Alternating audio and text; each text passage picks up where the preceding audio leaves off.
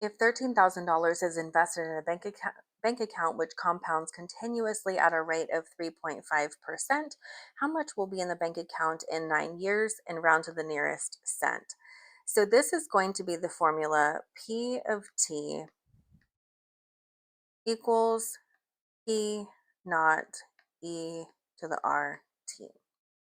So this is the amount that's after 9 years. This is the initial amount. This is the rate, and this is the time in years. So we know that $13,000 is going to be invested.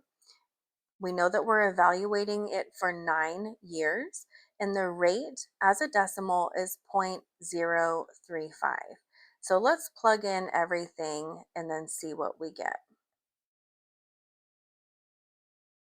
We're going to plug this into our calculator. So the amount after 9 years will be $17,813.30 nearest cent. Let's see, 37 cents.